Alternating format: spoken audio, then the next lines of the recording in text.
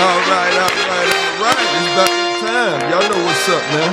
Y'all know how we do it over here.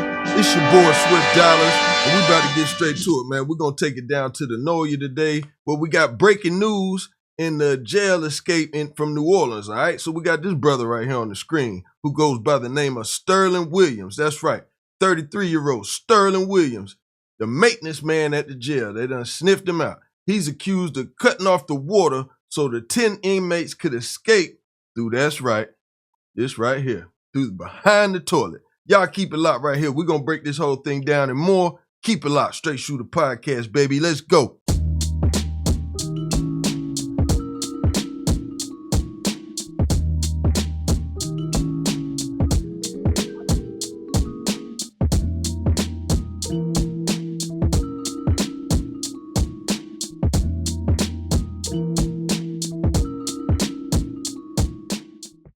All right, baby, y'all know what time it is, man. Welcome you all. Y'all know what it is, man. It's your boy Swift Dollars, a.k.a. 16-Pad Killer, and this is Straight Shoota Podcast on Maschine Mafia TV, a safe place for unbiased opinions based on facts. Hit that subscribe button, smash up the likes, and click that notification bell so you stay in the loop each and every time I drop one of these videos, fam. All right, so we're going to get back to it, man. Like I said, y'all, we got Sterling Williams, 33-year-old. Allegedly cut off the water so the inmates could pull the toilet from the wall, the Louisiana Attorney General Liz Murrow announced in a press conference today. Now, Williams admitted to the agents. Now, he got on his soapbox. Now, he went ahead and told the truth. Y'all just don't want to believe the truth. In there, and he admitted that one of the inmates advised him, basically saying one of the inmates put the press on him and said, you need to cut that water off or it's going to be bad for you and we're going to do some damage to you. So that's what he told the police. And he said instead of reporting the incident, he turned that water off. You know what I'm saying? He didn't want to get touched up. You know what I'm saying? They was threatening him. You know what I'm saying? They was going to hit him. So basically, that's how it went as of that. So he helped them carry out the scheme, basically. So now, as of today, right now, 4 of the 10 inmates that escaped have been captured, but we still got 6 on the run. That's right, we got 6 on the run. Now, hey, I don't want to see nobody go to the penitentiary, but we got 6 brothers on the run, all of them on the run for murder and shooting and looting and killing. So, hey, y'all want them on the street or y'all want them picked up? I don't know. Y'all tell me. Keep it real. But right now, the manhunt is on, and information leading to catching any one of these individuals is now damn near up to 20 racks. That's right, now 20 racks.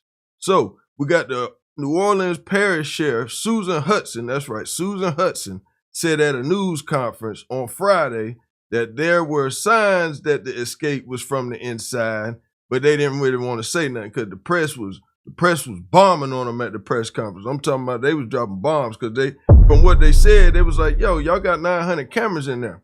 And the people allegedly escaped early from around, it got discovered, at 8:30 in the morning.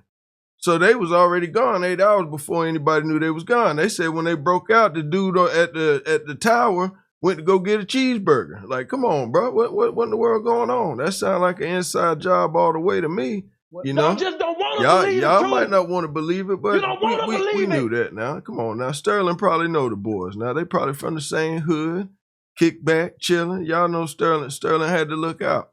That's what it sounded like to me. And he probably thought it was going to be 1 or 2, and it ended up being a few. And a few turned to a lot because, you got brothers sitting in there and they facing life sentences. Why the hell not? You damn right they're going to run out that hole in the wall. Come on now, y'all. Let's make it make some sense now. Let's look at that. Gone. Look at that. Look like a track team out there. I'm talking about everybody getting out of there. I mean, what y'all expect, man? I'm not happy about it either. But hey, I gotta respect the jokes. You know what I'm saying? You gotta respect the jokes. Y'all check this out. All right, this just into the newsroom on this jailbreak. An employee at the New Orleans jail where 10 inmates escaped has now been arrested. Orleans Parish Sheriff's Office saying that a 33-year-old named Sterling Williams is now accused of helping these inmates get out. They say he worked as a maintenance worker at the facility and reportedly shut off the water to the toilet, shown in the pictures of the escape site. The arrest comes as 3 other jail employees were also suspended for their part during this investigation. Now look at that. You see that right there? The boys wrote too easy. You know what I'm saying? Too easy. We got to give them a round of applause for creativity. I'm sorry. You know? Too easy. LOL smiley face. Like Trey Songz said, LOL smiley face. Too easy. And then they said, we are innocent. Lord have mercy. So far, 4 of the 10 inmates who escaped are now back in custody and behind bars. 6 others are still on the run since breaking out on Friday. These inmates, considered armed and very dangerous, all of them convicted, are facing charges for violent crimes as they're on the run. Late Monday, police captured 21-year-old Gary Price. Overnight, he was transferred to a new facility. The so-called spit hood that you can see on his head is to prevent him from spitting on people. He was jailed on several counts of attempted murder and aggravated assault charges. The 2 escaped inmates caught on camera in the French Quarter. You can see the 20-year-old Kendall Miles in the rear of the video. He reportedly was indicted for trying to steal a car and attempted murder. Miles was taken into custody there after a short chase. Hundreds of law enforcement officers are searching for the remaining 6. The youngest is 19 years old. The oldest is 42. And one of them, 27-year-old Derek Groves. He was charged with 2 counts of second-degree murder, 3 counts of attempted second-degree murder, and battery. Another is 42-year-old Jermaine Donald, charged with second-degree murder, aggravated battery, and other charges. And 19-year-old Corey Boyd, who was charged with second-degree murder and attempted second-degree murder, among other things. So we've got a laundry list of charges here and some violent criminals, local officials trying to avoid taking blame for their escape. Corrections officials claim that they did not know that the inmates were gone until about 8 hours after they had broken out of jail. The police chief says it was another 2 hours before the department was told. Louisiana's Governor Jeff Landry says that the community deserves to know how this group got out and what happened. Joining us now, Donald Blade. But you see what I'm saying now? They're talking about these people being escaped 8 hours. Now, you got to remember now, let's keep it real for a second. If these folks have shot people or killed people or being accused and charged for these type things, the victims of those families are still out there. Who knows? Some of these people might have been gone crazy to go back and finish the job or whatever. Now, we see some of these young boys, they got out, they ain't had, most of them that already got caught already, they ain't had nowhere to go. They got out and went to their baby mama house or their homeboy house thinking they going to lay low and chill, thinking stupid. Nah. 5 days right now, I'd be halfway across the country, if not all the way across the country, in somebody's basement, not moving for over a year. Because you got to think, man, with this right here, this is national attention. This ain't your homeboy that caught a dope charge and he got away and now he on the run. Like, nah, this ain't that. This is a manhunt. You understand? This is where the hounds at. You know what I'm saying? That's what I'm talking about. Like, I don't know what y'all talking about, but this is real business. You understand? So, like, you know, this is a whole lot of heads is gonna roll based off this. This almost reminds me of like the season of The Wire with all them government officials and all that stuff with all that corruption and stuff. This is a bad look. I'm talking about that whole sheriff's department is about to get tore out the frame down there because this can't happen, especially not with it being an inside job. This can't happen. A lot of people gonna lose their jobs about this. Trust and believe that.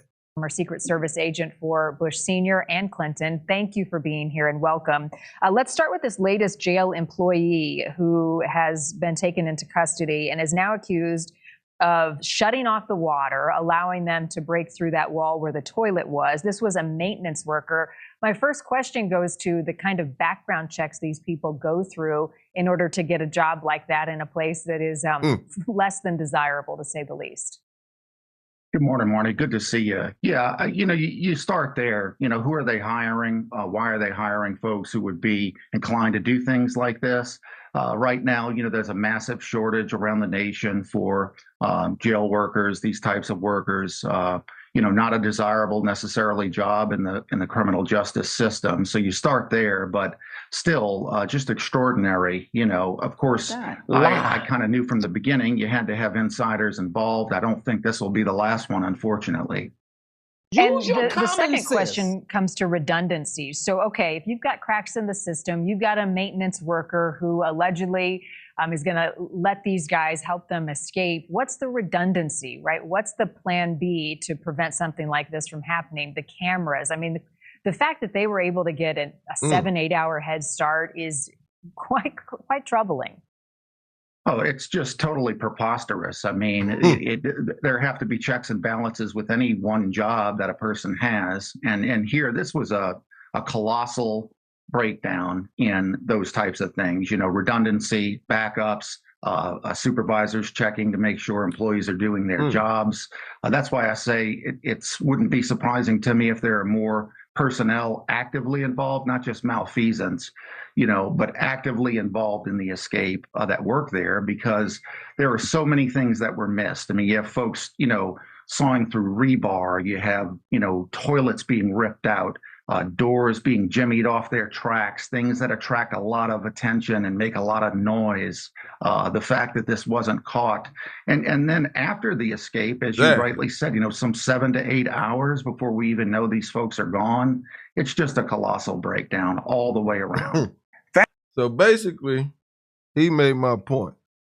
There's no way that could happen, should have happened, would have happened, unless him and a lot of other people conspired together to allow this to happen. It's common sense, y'all. You know what I'm saying? I know a lot of people think with their emotions, but a lot of times if we think with logic, a lot of things will go better. Might hurt some feelings. Everybody can't deal with it, but it's just logic. There's no way in the world this can happen where an 8-hour gap takes place. Nobody's doing cell checks. Nobody's doing nothing. People is going off to get cheeseburgers and glizzy sticks when they're supposed to be working, and nobody's seen nothing. You know what I'm saying? Like, come on, just man. Don't want to believe the truth. It don't. You don't want to believe at the it. end of the day, That's stupid, guys. I mean, come on, man. Come on. But y'all put it in the comments, man. Y'all tell me what y'all think, man. Because I believe this guy right here, the maintenance man, Sterling Williams, 33, in New Orleans, he's about to take more cheese than a little bit. But that's just my thoughts. Y'all know how we do it, baby. Straight Shooter Podcast. Gone. Thank you for watching.